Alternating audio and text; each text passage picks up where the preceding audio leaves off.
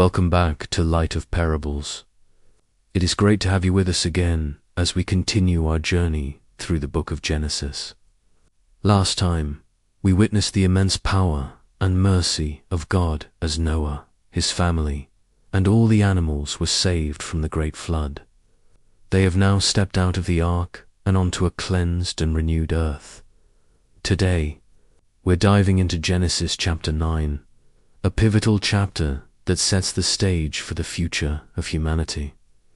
It's a story of new beginnings, divine promises, human frailty, and the first covenant God makes with all of creation. As Noah and his family emerge from the ark, imagine the scene. The world they once knew is gone, replaced by a fresh, clean landscape under a vast, open sky.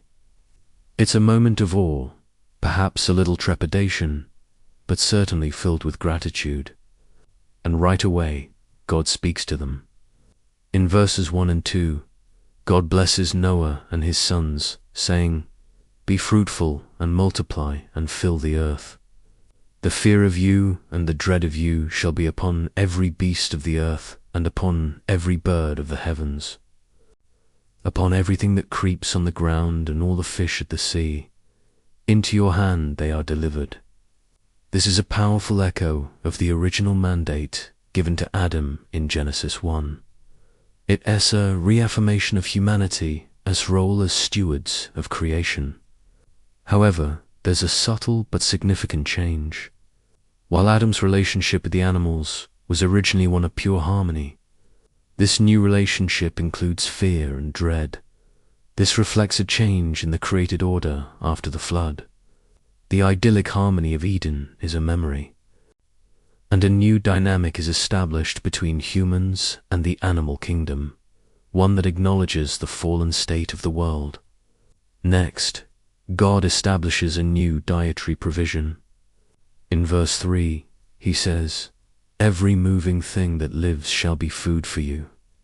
And as I gave you the green plant, I give you everything." Before the flood, humanity was explicitly vegetarian. Now, for the first time, God permits the eating of meat. This is a practical provision for survival in a post-flood world where vegetation would need time to regrow.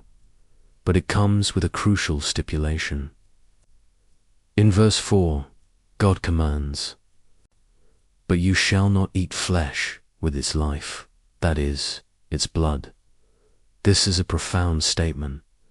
The Bible consistently identifies blood with life itself. This prohibition isn't just a dietary rule, it's a command to respect the sanctity of life. It teaches that while humanity is given dominion, we are not to be careless or cruel. Life is a sacred gift from God, and even when taking an animal for food, that life must be honored. This principle lays the groundwork for the sacrificial system later on and ultimately points to the preciousness of the lifeblood of Christ. This theme of the sanctity of life is then extended directly to human life. In verses 5 and 6, God declares, "And for your lifeblood I will require a reckoning. From every beast I will require it, and from man.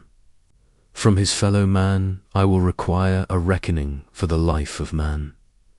Whoever sheds the blood of man, by man shall his blood be shed. For God made man in his own image." This is the establishment of the principle of capital justice. Why is human life so uniquely protected? Because we are made in the imago Dei, the image of God. To murder a human being is not just to end a biological life. It is to attack the very image of the Creator. This command establishes a foundation for social order and justice, delegating authority to humanity to protect the innocent and uphold the value of every single person. It's a radical declaration of human worth. Now we arrive at one of the most beautiful and well-known parts of the chapter, the Noahic covenant. After the trauma and devastation of the flood, God offers a promise of assurance not just to Noah, but to all future generations and every living creature. From verse 8, God says, "Behold, I establish my covenant with you and your offspring after you, and with every living creature that is with you. I establish my covenant with you, that never again shall all flesh be cut off by the waters of the flood, and never again shall there be a flood to destroy the earth." This is a unilateral covenant. Notice that God doesn't say, "If you do this, then I will do that." He simply says, "I will." It is an unconditional promise rooted entirely in God's own faithfulness and grace. It's a promise of preservation. God is committing himself to sustaining the world and not destroying it again with a global flood. This gives humanity a stable foundation upon which to build, live, and fulfill the mandate to fill the earth. And to seal this incredible promise, God gives a sign. In verse 13, he says, "I have set my bow in the cloud, and it shall be a sign of the covenant between me and the earth." That bow is the rainbow. Isn't that beautiful? Every time we see a rainbow arching across the sky after a storm, it is not just a pretty optical phenomenon. It is a divine reminder of God's faithfulness. Think about the imagery. A bow is an instrument of war. In ancient times, a king hanging up his bow signified that the battle was over and peace had been established. Here, God hangs his war bow in the clouds, pointed away from the earth, as a symbol of peace between him and his creation. It's a tangible, visible sermon that preaches God's mercy and his enduring promise to all generations. The next time you see a rainbow, take a moment to remember its true meaning. God is faithful. But even with such a glorious promise, the chapter takes a somber turn, reminding us that while the world was washed clean, the human heart was not. The problem of sin remains. We now read the story of Noah, his son Shem, and Japheth, and an incident involving a vineyard. Verse 20 tells us that Noah, a man of the soil, planted a vineyard. He made wine, drank it, and became drunk, lying uncovered in his tent. This is a stark and honest account. The hero of the flood, the righteous man who walked with God, is shown in a moment of human weakness and failure. The Bible doesn't hide the flaws of its heroes, and this is an important lesson. Even the most righteous among us are still fallible and in need of grace. What happens next is crucial. His son Ham, the father of Canaan, saw the nakedness of his father and told his two brothers outside. The text implies more than just a glance. There is a sense of dishonor and mockery in Ham's actions. He doesn't seek to cover his father's shame, but instead broadcasts it. In stark contrast, Shem and Japheth respond with honor and respect. Verse 23 says, "Shem and Japheth took a garment, laid it on both their shoulders, and walked backward and covered the nakedness of their father."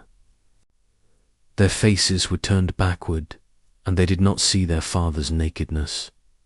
They go out of their way to protect their father's dignity. Their actions are a beautiful illustration of love, which, as 1 Peter 4:8 says, covers over a multitude of sins. When Noah awakens and learns what happened, he pronounces a series of prophetic statements. It's important to read this carefully.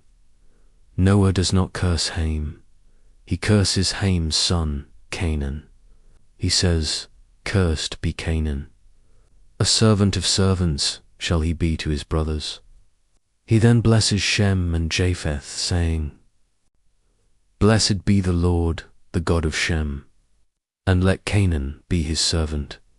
May God enlarge Japheth, and let him dwell in the tents of Shem, and let Canaan be his servant." These prophetic words set the stage for much of the subsequent history we see in the Old Testament. The descendants of Canaan, the Canaanites, would become adversaries of Israel, the descendants of Shem. And this prophecy finds its ultimate fulfillment when Israel, under Joshua, enters and possesses the land of Canaan. The blessing on Shem is particularly significant, as the messianic line leading to Jesus Christ will come through him. This difficult passage serves as a powerful reminder of the ripple effects of sin and honor. Ham's disrespect had generational consequences, while Shem and Japheth's honor resulted in generational blessing. It shows that our actions, especially how we treat family and authority, matter deeply and have lasting impact. Genesis chapter 9 closes by noting Noah's lifespan. He lived 950 years and his death. His life bridges the pre-flood and post-flood worlds, a testament to God's faithfulness in preserving humanity through the great judgment. So, what are our key takeaways from this incredible chapter? First, the sanctity of all life, and especially human life, made in God's image. Second, God's amazing grace, shown in his unconditional covenant and the beautiful sign of the rainbow, which reminds us of his promise to preserve the world. And third, the persistent reality of human sin, and the profound difference between a response of honor and a response of shame. Genesis 9 shows us a world rebooted, but with the same core problem, the human heart. Yet, in the midst of it, God establishes order, makes promises, and continues to work out his redemptive plan. A plan that would flow through the line of Shem, leading to the one who would ultimately deal with sin once and for all. Thank you so much for joining us today on Light of Parables. I hope this exploration of Genesis 9 has blessed you and given you fresh insight into God's S-word. If you found this video helpful, please give it a thumbs up and consider subscribing to the channel so you don't miss our next episode.